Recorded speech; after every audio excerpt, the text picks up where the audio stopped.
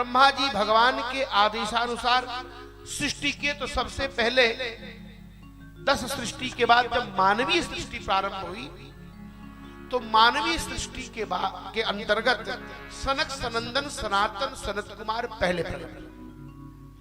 ब्रह्मा जी ने कहा विवाह कर लो। इन लोगों ने कहा हम विवाह नहीं करेंगे। अब बड़े दुखी हुए ब्रह्मा जी, नाराज हुए, क्रोधित हुए। उनके भ्रिकुटी के मध्य से एक नील लोहित शिशु निकला, रोते हुए, जिसका नाम रुद्र हुआ। रुदती इति रुद्र, रो रहे थे, उनका नाम रुद्र पड़ा। रुद्र के लिए 11 रुद्राणियों की व्यवस्था ब्रह्मा ने किया। रुद्र को कहा जाओ सृष्टि करो। रुद्र ने भूत प्रेत की सृष्टि कर दी। ब्रह्मा जी को पता चला कि सब भूत ही भूत हो गए, बोले बंद करो।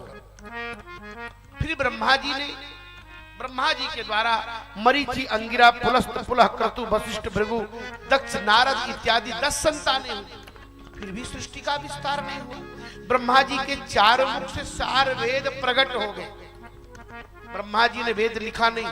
और आज के इतिहास के प्रोफेसर लोग ईसा पूर्व इतने वर्ष पहले वेद की रचना पढ़ाते, इतिहास पढ़ाने वाले। अरे शास्त्र कहता अपौरुषेय वेद, वेद अपौरुषेय है, किसी पुरुष के द्वारा नहीं ये विरचित किया गया है। अब लोग कहते हैं महाराज वेद कब से है? तो जब से भगवान है। तो बोले भगवान कब से है? ये प्रश्न आजकल लोग करते हैं। अब कोई प्रश्न करे कि महाराज ये श्वास कब से है? ये श्वास कब से? जब से शरीर है। तो भगवान का श्वास है वेद, और श्वास से ही प्रकट हुआ भी। जाकी सहज श्वास श्रुति चाहिए। और जब से श्वास तब से भगवान, और जब से भगवान तब से वेद। अपौरुषीय वेद है, किसी पुरुष द्वारा यह रचित नहीं सकता। वेद को श्रुति कहा था। ब्रह्मा जी बड़े मोह में है, क्या करें, कुछ पता नहीं चल रहा है, सृष्टि का विस्तार नहीं हो रहा है। तब ब्रह्मा जी का शरीर एक दिन 2 भाग में फट गया। ज्यादा टेंशन लेंगे तो ये जो आजकल नसें फट रही, ब्रह्मा जी का शरीर ही फट गया। ब्रह्मा जी का शरीर 2 भाग में फटा। दाहिना भाग पुरुष और बायां भाग स्त्री। स्वायंभू अरुमनु सतरूप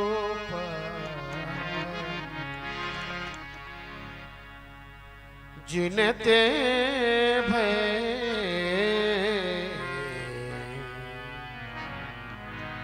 नर सृष्टि। दाहिना भुजा पुरुष जिनका नाम मनु, बायां अंग जो फटा वो स्त्री जिनका नाम सतरूपा। यही से मानवीय सृष्टि का प्रारंभ, मैथुनी सृष्टि। और वाल्मीकि रामायण में भी इसकी चर्चा हुई, मनुना मानवेंद्र। अब वाल्मीकि रामायण पढ़ेंगे। लेकिन सृष्टि का प्रारंभ कहां हुआ? जानते कहां हुआ?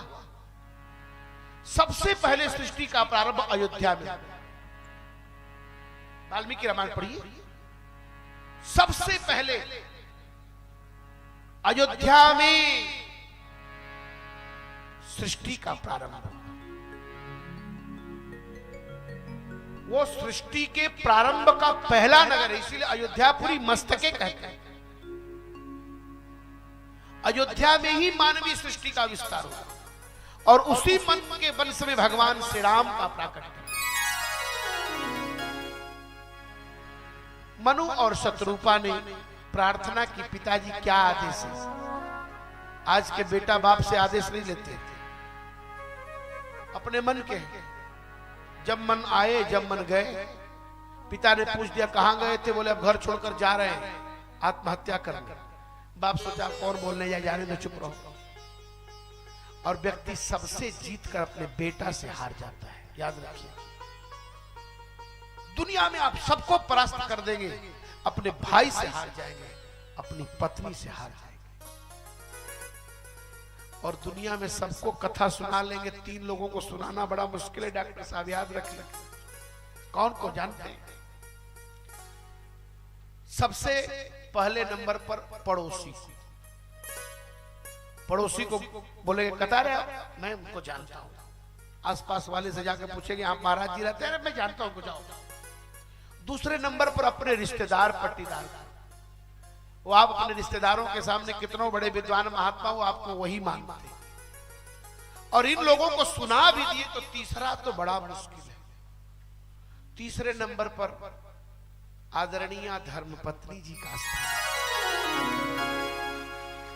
इनको तो कथा जो सुना दे वो समझिए कि शंकर जी के बगल में बैठने ही वाला व्यास है। इनको कौन कथा सुना सकता है जो जहर पी रहा हो? सल्फास की टिकिया बगल में ले ले तब कथा शुरू करे, क्योंकि अपनी पत्नी को कथा सुनाना बड़ा मुश्किल है। और जो बोलेंगे आओ थोड़ा कथा सुना, अरे इनको तो कथा भाई हो गई। लेकिन भगवान शंकर ही दुनिया के एक ऐसे वक्ता हैं जो अपनी पत्नी को कथा सुना रहे। और भगवान शंकर ही सुखदेव बन के प्रकट हुए हैं जो भागवत सुना रहे हैं। आप लोगों से तो डॉक्टर साहब से बहुत तर्क होता है, कभी कभी आप कथा कहते हैं, हम ही लोग श्रोता बन जाते हैं, अच्छा लगता है।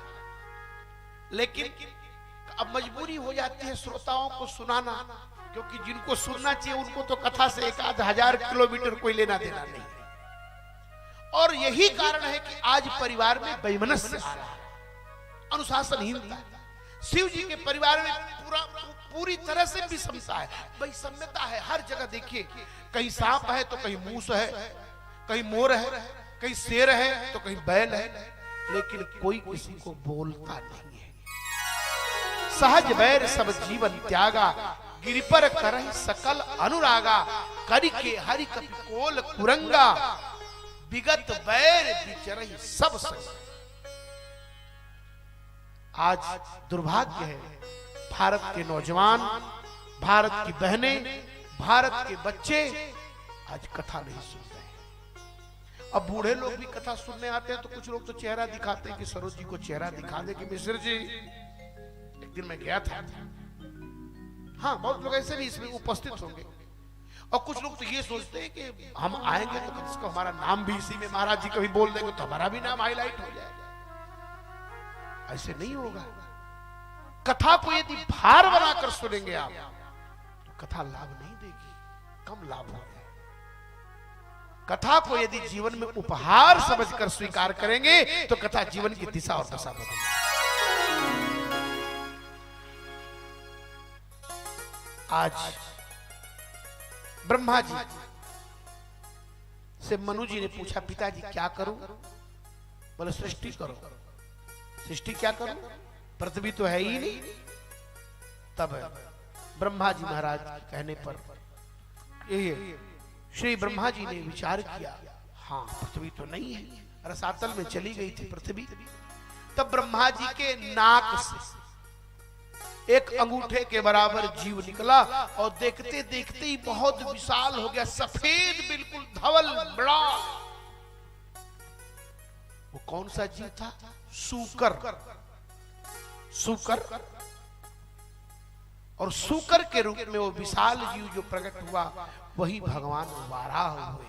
प्रेम से बोले वाराह भगवान की। भगवान वाराह का प्राकट्य हुआ। भगवान वाराह ने हिरण्याक्ष का मर्दन किया, पृथ्वी की स्थापना की।